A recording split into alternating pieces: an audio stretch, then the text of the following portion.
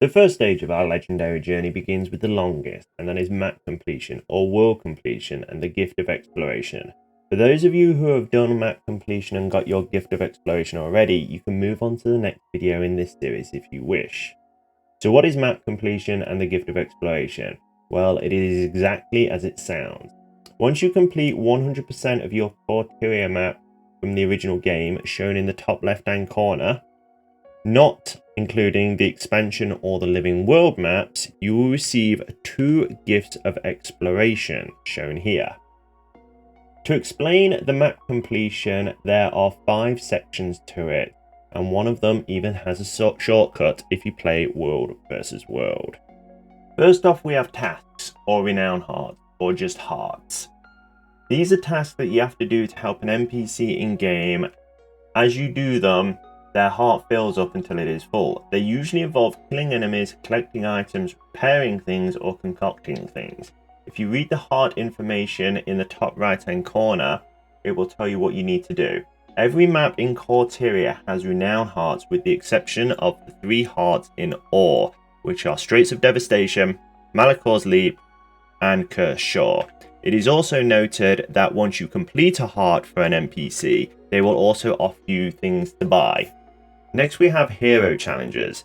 These are done by either communing with said challenge. When you click on it, it will say commune with this place of power, or there are combat challenges where you have to defeat a foe. There are also quizzes where you have to select the correct answer. Don't worry though, if you read the NPC dialogue or story it will give you all the answers you need.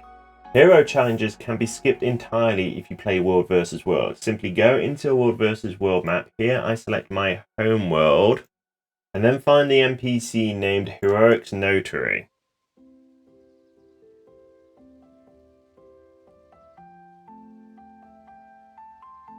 The top 3 tabs each sell an item called Notarized Scroll of Tyrian Heroics. Each of these costs 1 currency each. The reason there are 3 tabs is because with each new expansion, the currency you get for playing World vs World changes. At the time of recording, we are using Testimony of Jade Heroics. So if you're an older player, you may have an older currency on the other 2 tabs, which are Testimony of Desert Heroics and also Proof of Heroics.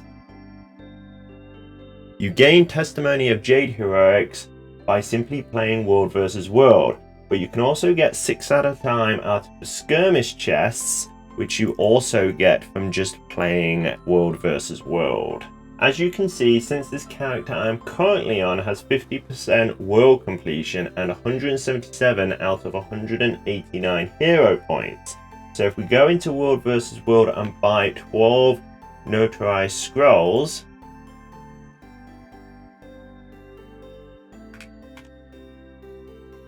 and then consume them. I will add that if you buy too many, don't worry, because any extra you use will be added back as proof of heroics, so you won't lose your currency.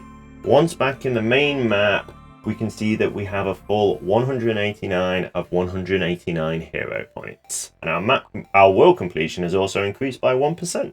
Next we have Waypoint. In order to get these, you just have to run up to a waypoint on the map, and when you see it burst with light, you'll get a notification in the bottom right corner of your screen that you have just received it.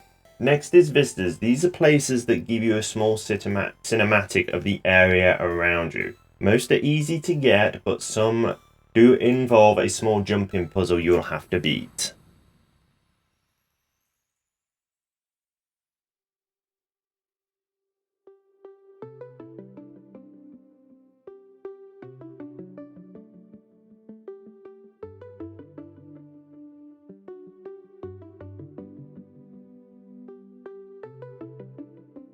Lastly is POIs or point of interest. These, just like waypoints, require you to move to a certain location and you will get a POI notification pop up in the bottom right of your screen. Some POIs may be above or even below you, so if you look at your mini-map or map and it has an up or down arrow next to it, it will show you if it is either above or below you.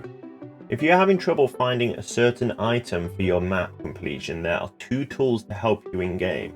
The first is the compass in your top right hand corner. It will guide you to the closest item you still need to do for map completion. It should be noted that in some cases the compass might be directing you towards your next story chapter. You can fix this by going into the settings,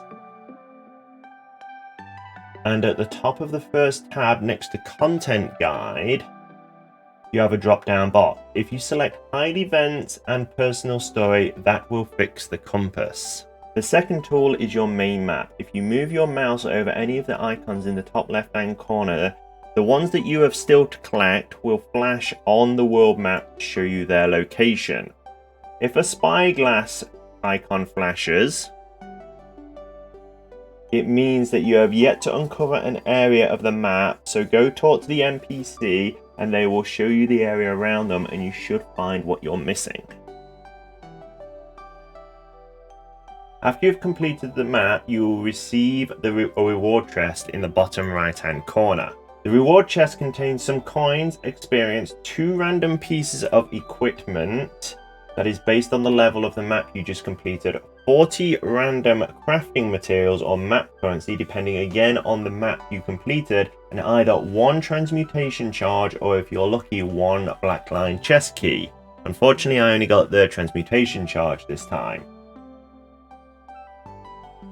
The exception to this is completing the home city maps, as they only reward you with 1 transmutation charge.